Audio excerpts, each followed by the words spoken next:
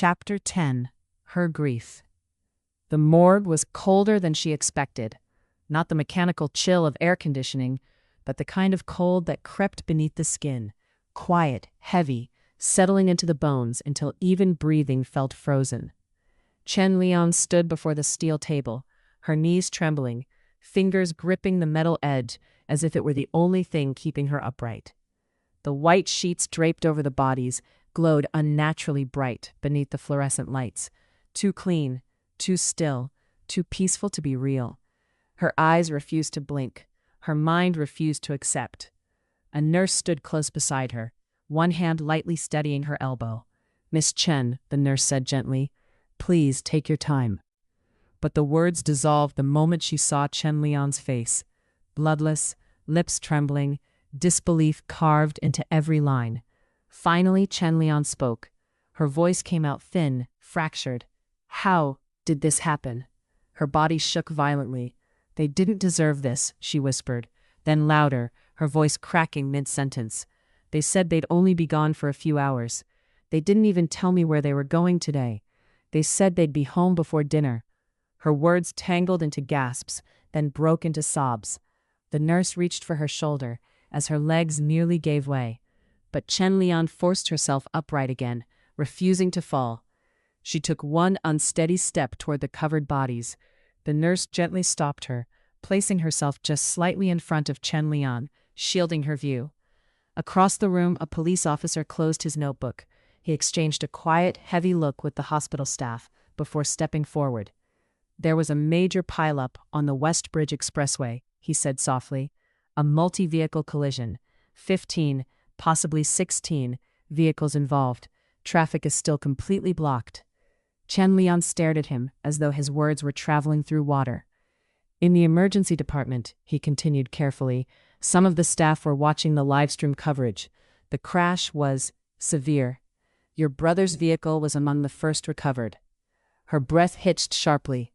"They were already gone when the firefighters reached them," he said, voice low. "The car caught fire. They didn't suffer. They didn't feel anything." Her world went still. No sound, no breath, no thought. Only a humming silence expanding and collapsing inside her chest. Her lips parted. A fragile whisper slipped out. Time blurred after that.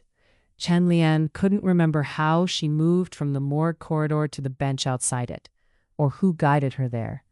Everything after the white sheet felt fragmented. Cold tile beneath her palms. Indistinct voices passing by. The echo of footsteps that never seemed to stop.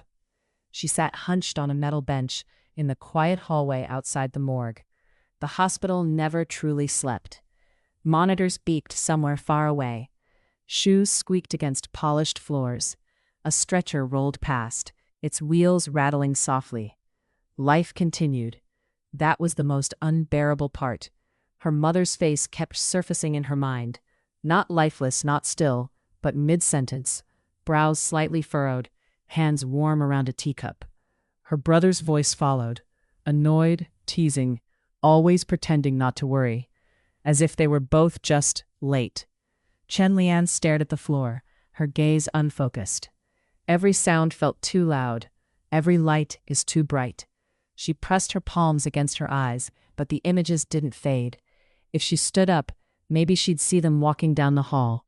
If she waited long enough, maybe someone would come tell her there had been a mistake.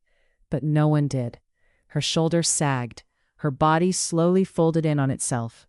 She slid down until her back rested against the cold wall, arms wrapped tightly around her legs. "Mom," Yushin. The names broke apart in her throat, dissolving into soft, uneven sobs. Crying felt heavy, like even grief required strength she no longer had.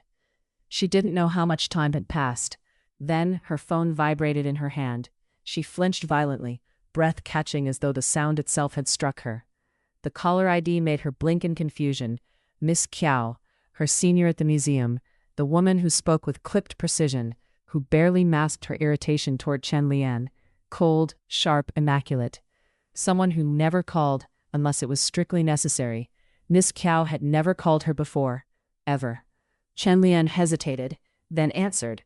Before she could speak, a tight, strained voice rushed through the line. Chen Lian, where is Manager Chen? Is he with you? A breath, unsteady. They're reporting something on the news about the expressway pileup. Tell me he's fine, please. Miss Kiao, who always sounded untouchable and superior, was shaking. Actually shaking. The contrast was so jarring that Chen Lian's voice nearly failed her. Miss Kiao, her throat burned. I'm sorry, Yushin, he didn't make it. Silence. A long, dreadful silence that seemed to stretch endlessly. Then, a sound Chen Lian had never imagined coming from that woman. A broken, muffled sob. It was quickly stifled, swallowed back, but it had already escaped. Before Chen Lian could say anything more, the call ended abruptly. The corridor felt colder after that. Her hands trembled as she wiped her face with her sleeve, breath uneven. Then, almost without thinking, she dialed another number. Lin Zeyuan. The line connected, but an unfamiliar voice answered. Hello, this is Dr. Zhao Wen. Chen Lian blinked hard. Where's Dr. Lin? This is Chen Lian. He was with me earlier. A brief pause, then recognition. Ah, the lady who called before, Zhao Wen said, his tone softening, losing its professional distance. You're calling for him? Yes, she whispered. I need to know where he is. Zhao Wen exhaled slowly. Dr. Lin collapsed outside the emergency gate, he said. He's unconscious. The corridor tilted. Unconscious? He's stable, Zhao Wen added quickly. Exhaustion and sensory overload. Nothing life-threatening. He won't wake up for a few hours. But she didn't hear anything after she collapsed. Her fingers tightened around the phone. Her breathing turned shallow. She hung up before he could say more. Zhao Wen stared at the screen, baffled. In all the years he'd known Lin Zeyuan, no woman had ever called asking after him. Not once. Dr. Lin kept people at a distance with an ease most people admired and never questioned. And now, 2 calls, the same woman, and so much raw emotion in her voice that even Zhao Wen felt it. He leaned back with a dry, disbelieving laugh. So, Dr. Lin, he murmured, glancing toward the ward where Lin Zeyuan lay unconscious. Unaware. Someone does worry about you after all. Back in the corridor, Chen Lian pushed herself unsteadily to her feet. Her legs shook. Her heart felt hollow. She turned away from the morgue doors, not because the pain had lessened, but because there was only one place her body seemed capable of moving toward now. The hospital wing. The ward. Toward him. 2 broken threads, pulled toward the same point, neither aware of how tightly fate had already bound them. The elevator door slid open with a muted chime. Chen Lian stepped out slowly, as if the floor might tilt beneath her feet if she moved too fast. The corridor outside the ward was dim, washed in the subdued glow of emergency lights. The faint, rhythmic beeping of monitors echoed through the hall, each sound stretching the silence thinner, more fragile. Her hair was damp from the mist outside, strands clinging to her cheeks and neck. Her clothes were wrinkled, hastily pulled back on. Her steps were unsteady, hesitant, as though she wasn't entirely sure her body would obey her. Her eyes were swollen, too swollen. The nurses noticed, so did the passing doctors. No one asked. Some grief didn't need explanation. She didn't register their glances. She didn't hear the low murmurs or the shuffle of shoes. There was only one thing anchoring her forward, the tight, crushing weight pressing against her chest, pulling her down the corridor. Inside the ward, Lin Zeyuan was already awake. The IV had been removed, leaving a small square of gauze taped to his wrist. He sat at the edge of the bed, back straight, expression composed, but his hands rested stiffly on his knees, fingers trembling just enough to betray the effort it took to remain calm. The door opened. Lin Zeyuan and Zhao Wen turned at the same time. The moment Lin saw her, ashen, hollow-eyed, grief etched so deeply it seemed to strip away everything else. Something in his face softened. Not visibly, not dramatically, but unmistakably. Chen Lian didn't speak. She barely breathed. She only looked at him, as if confirming that he was still there, still real, still alive. And then her body moved before her mind could catch up. Lin stood instantly, crossing the space between them without hesitation. Zhao Wen froze. A flicker of recognition crossed his face. Wasn't she the woman from the seminar? The one with that sharp, composed presence? She looked nothing like that now. He watched stunned as the distant, untouchable Lin Zeyuan wrapped his arms around her. Chen Lian's hands clutched his coat desperately, fingers digging into the fabric as her strength gave out. Her body folded into him, and her sobs broke free, sharp, uneven, spilling out in fragments she couldn't control. Why? Her voice fractured. Why did this happen to them? Her forehead pressed against his chest, breath shuddering. Zeyuan, she whispered, her voice barely holding together. What am I supposed to do now? Lin Zeyuan didn't answer. He only held her, firm, steady, one hand moving slowly along her back, grounding her without a word. There was no clinical distance in the gesture, no hesitation, no calculation, only presence, only human instinct. Zhao Wen exhaled quietly, unable to look away. He had known Lin Zeyuan for years. He had seen him in crises, in chaos, under pressure that broke other people. He had never seen him hold someone like this. A soft knock broke the silence. Zhao Wen, a familiar voice said gently, how's the patient? Dr. Han Yao stepped into the ward, clipboard in hand. The moment he saw them, Chen Lian clinging to Lin Zeyuan, her grief laid bare, and Lin holding her as if she were the only thing anchoring him, he stopped. He didn't speak at first.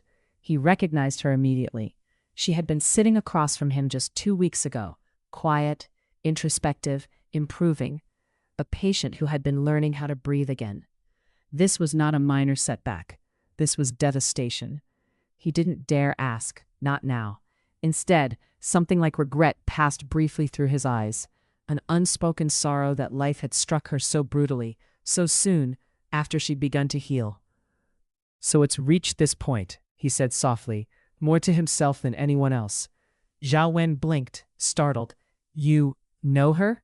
Han Yao nodded once, his voice low, controlled.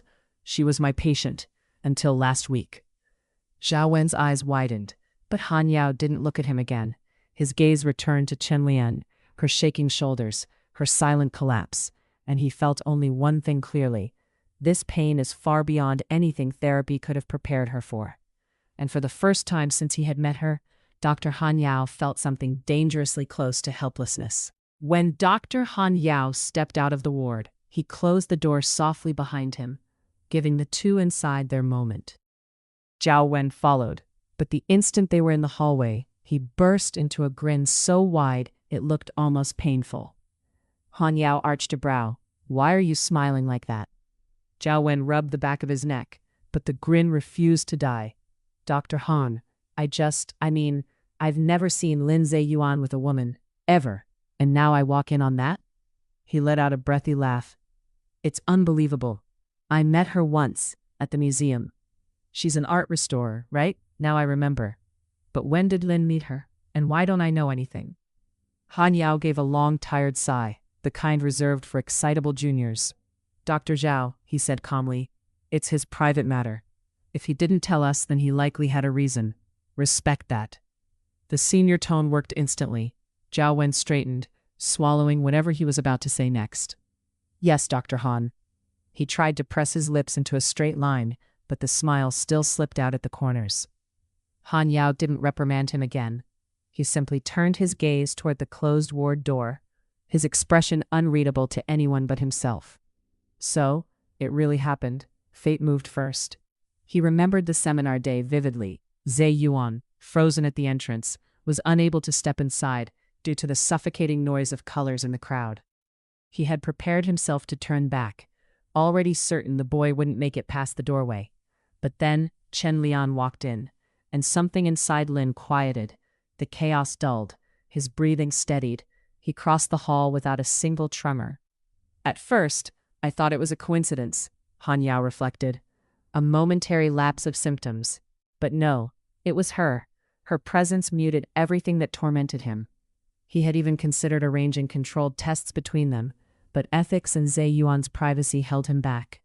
Now, watching the curve of Zhao Wen's stupidly excited smile and the stillness behind the ward door, Han Yao felt something rare stir inside him.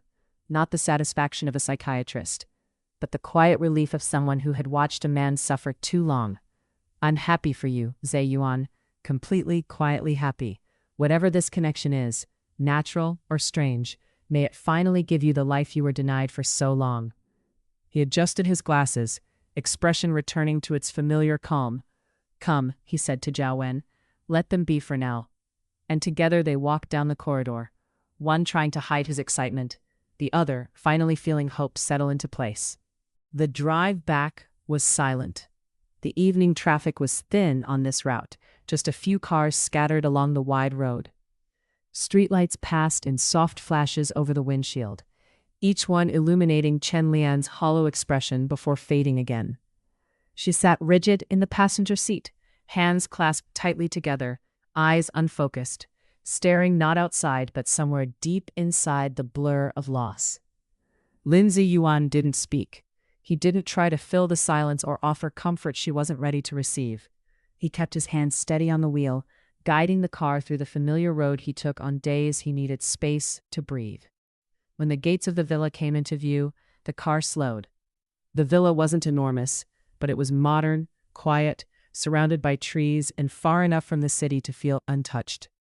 He had bought it years ago as a place to retreat from sensory overload, his safe corner of the world. And even though he still visited his parents often, this villa had always been his space. Recently, after signing the marriage papers, he had already decided this was where he and Chen Lian would live. Some decisions came not from logic, but from instinct. He parked the car and stepped out. Chen Lian followed, slow and detached, barely glancing at the elegant house in front of her. This is where we'll live from now on, he said quietly. Come inside. She simply nodded. The interior was warm and softly lit, but she didn't notice the details, only the stillness, the way every sound seemed too loud in her chest. I'll show you your room, he said. She nodded again. Her voice was still lost somewhere inside her grief. He walked her down the hallway, opened a door to a spacious guest room. Simple, clean, gentle shades that didn't press on the senses. She stepped forward with her small travel bag, about to enter. But for the first time since leaving the hospital, he stopped. Miss Chen. She turned slightly, eyes dull, waiting. Lin Zeyuan held her gaze for a brief moment, steady, quiet but sincere. What happened? It wasn't in your control, he said. I'm sorry for your loss, truly. Her throat tightened. He added, voice low but firm, and don't feel alone. From this moment on, this is your home. No warmth, no dramatic emotion, just a calm, grounding truth spoken by someone who knew what isolation felt like too well. Then he stepped back and left the room gently, closing the door halfway behind him. Chen Lian stood there for a long moment, the weight in her chest shifting, just slightly. She wasn't sure what hurt more anymore, losing everything or the unfamiliar comfort of someone trying to hold her together when she didn't know how to stand on her own. She sank onto the edge of the bed, finally letting out a breath she'd been holding since the world shattered. And for the first time, the emptiness felt a fraction less endless. The first week in Lin Zeyuan's private villa passed in a hush so deep it felt sacred. The house was large, almost echoing, but Chen Lian moved through it like a ghost, slow, careful, as if afraid she might disturb something that wasn't hers. Lin Zeyuan noticed this immediately. He couldn't read her colors, not a flicker. Around her there was only the same steady white-gold mist he had seen since the day he met her, stable, contained, impossible to decipher. To anyone else, she might have looked perfectly calm. But Zeyuan was a psychiatrist. He saw the small things. The way her fingers tightened around a cup when she thought no one was looking. The way she stared at her phone but never unlocked it. The way she flinched at sudden noises, even soft ones. So, he adjusted himself to her grief without saying anything. He cooked simple breakfasts every morning, congee, tea, sometimes toast, leaving them on the dining table without asking if she wanted any. He didn't knock on her door, but every night he placed fresh water outside it. He left the hallway lights on because once, on the second night, he saw her hesitate in the dark. None of this came from affection. It came from empathy, from a quiet understanding of loss, from the belief that no one should suffer alone. But she didn't know that. To her, he simply appeared wherever she needed something, without her asking. When she forgot to eat, he would say calmly, "If you can't finish it, that's fine, but try a few bites." When she woke up from a nightmare quietly, but trembling, he didn't ask questions. He just left a warm cup of water at her door and walked away. When she stared blankly at the living room window for too long, he switched on soft music to break the silence, pretending it was for himself. It wasn't love, but it felt like gentleness. And gentleness was dangerous, because Chen Lian, exhausted and hollowed out by grief, began to mistake it for something else. Not fully, not consciously, but in the quietest corners of her heart, something warm started forming. A pull, a safety, a sense of being seen, even when she wasn't ready to speak. Zeyuan didn't notice her misunderstanding. He was too focused on giving her space to breathe. On the 5th day, when she finally walked into the kitchen and whispered, "Thank you for everything," he didn't meet her eyes. "If there's anything you need, you can tell me," he said simply. That was all, but to her, in her fragile state, the words felt like a promise. By the end of the 2nd week, she began moving with a little more steadiness. By the beginning of the 3rd, the villa no longer felt foreign. Her suitcases were still unpacked, but her slippers were beside the bed. Her mug had found a permanent place on the kitchen shelf. She was still grieving, still broken in places she hadn't dared to touch yet, and she didn't know whether that relief came from time or from him. The cemetery was quiet in a way the hospital never was. No alarms, no hurried footsteps, only the low rustle of leaves and the distant murmur of traffic that felt like it belonged to another world entirely. Chen Lian stood before 2 gravestones, her hands folded loosely in front of her. The black umbrella rested at her side, unopened. The sky was overcast, but it wasn't raining. Not yet. Her eyes traced the engraved names again, as if repetition might make them feel less unreal. She inhaled slowly. "I don't really know what to say." Her voice sounded unfamiliar to her own ears, soft, stripped of certainty. "Everything happened too fast," she continued quietly. "So fast that even now my mind keeps stopping halfway, like it refuses to go any further." She swallowed. "There are no proper words for this. I've tried to find them. I couldn't." The wind brushed past her ankles. Dry leaves shifted near the stone. "I miss you," she said, "so much." She crouched down and placed the flowers carefully, adjusting them until they sat neatly, the way her mother would have liked. Then she looked at her mother's name. "Mom, I'm okay, for now." Her lips curved faintly, not quite a smile. "I eat, I sleep. I haven't collapsed as you would worry about." She paused, fingers tightening around the fabric of her coat. "I met someone," she added, almost shyly. "A good person, a good friend." Her gaze lowered. "He's been taking care of me, more than anyone should, really." A small breath escaped her. "We're just roommates, living in a very big, very quiet villa, nothing like what you'd imagine." There was the faintest warmth in her voice now. "But he's kind, careful. He notices things without asking." She nodded once. "So, you don't have to worry about me being alone." Her eyes shifted to the other stone. "You Sin." The name caught in her throat. "At the museum, everyone still talks about you," she said. "Your work, your ideas. They respect you so much, brother. Sometimes they argue about what you would have done next, like you're just away on a long trip." She exhaled shakily. "If you were here," her voice broke, just slightly. "If you were here, you'd both be surprised." She pressed her palm lightly against the cold stone. "I got married." Silence stretched. "To the person you both suggested," she whispered. "The one you thought would be good for me." Her eyes blurred. "I wish you could see him. I wish you could tease me about it. I wish you could sit across the table and act like this was all normal." Her shoulders trembled, but she didn't cry aloud. "I'm missing you," she said again, softer now. "Every day." The clouds finally shifted. A single drop of rain landed on the stone. Chen Lian stood slowly, bowed her head once, deeply, an old habit, a final gesture of respect, and turned away. Behind her, the graves remained still, and ahead of her, life waited, quiet, heavy, unfinished. What happens when 2 people, each already broken in their own way, are pulled together not by fate's grand design, but by the quiet, unspoken need not to be alone? Chen Lian's grief and Lin Zeyuan's sensory isolation are very different, yet both are isolated in the same quiet way. If this story met you in your own grief, I'm glad you're still here, reading.